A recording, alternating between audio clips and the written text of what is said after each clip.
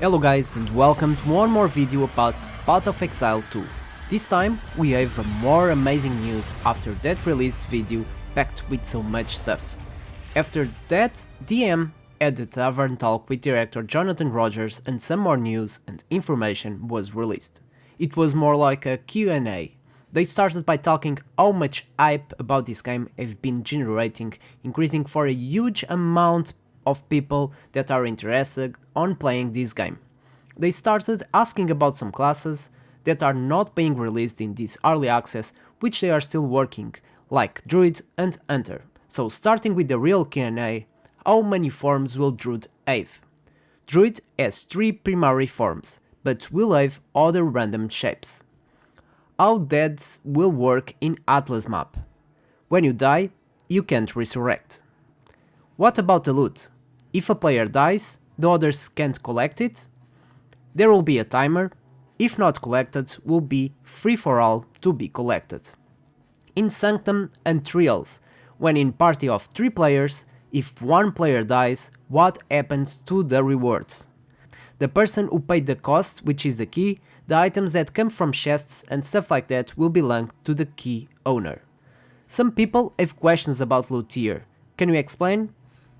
When you get Magic Find, increases your chance of rarity, and it works in a way that will get better gear than you have, and not just random gear.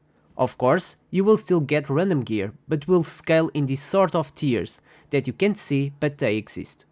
And those tiers will increase the chance to find certain things, for example, chances to upgrade currency to higher types of currency. Chance to not drop equipment that is lower than your actual equipment, so your chances will increase according with these tiers that you can see.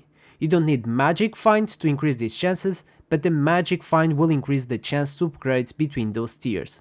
This is to prevent to stop dropping only crap items and bring some dopamine while you're playing. How will work exploration? In Path of Exile 1, some people completed all the story and they didn't even realize what the story was about. So in Path of Exile 2, they are doing things more rewardable, in a way that every dead end and every place you go, you can find items and something you can collect for exploring and rewarding you for the exploration. Path of Exile 2 is more focused in new player experience, eliminating third-party tools and party sites, and commonly asked question is if players will be able to search about monsters and abilities in-game. It is something they are keen to create. It's something they can't do at the moment, but eventually Grinding Gear Games wants to create that in-game. Was the cinematic and feedback what expected? They contracted a New Zealand team to do this work for them.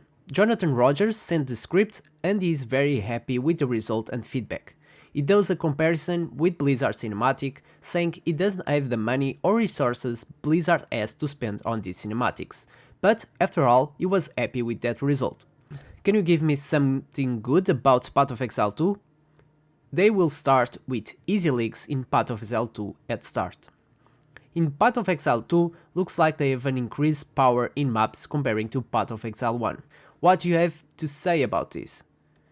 Will not have the same level as Path of Exile 1, but this is really hard to predict. Maybe in some maps they will get that power scale, others don't. Will you one-shot everything in game?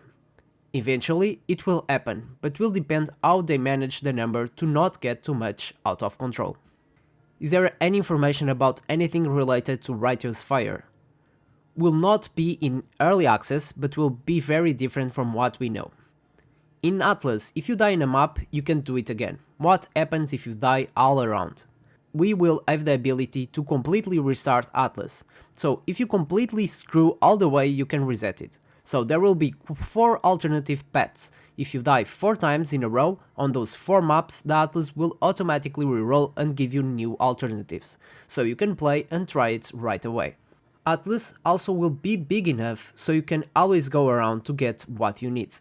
Failing the maps when you die will stop you going through these maps. Does this account for bosses like Pinnacle? Those are extra special because if you fail those, the boss will disappear, so these ones you really need to defeat those challenges. Pinnacle boss will have 4 tiers. Beyond that, can you modify the bosses or just the maps? in general isn't the same for every league, but probably we will modify the difficulty of the tree, and that difficulty scaling does introduce things like how skill works, number of minions that a boss might summon and stuff like that. There will be maps that give you specific buffs according with maps, so there will be uniques and farm only related with this type of maps.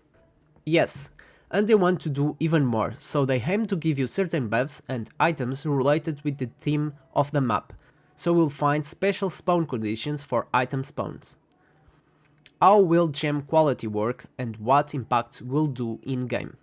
Gem quality will be an end-game thing, and it will start dropping only on endgame, so everything related with quality and increasing quality of gems will be only endgame. There was a skill gem being teased with some sort of mount and not talking again, which was for the ranger. Are more of these being made and are mounts just for the ranger? No, only arrow skills can have this type of skill.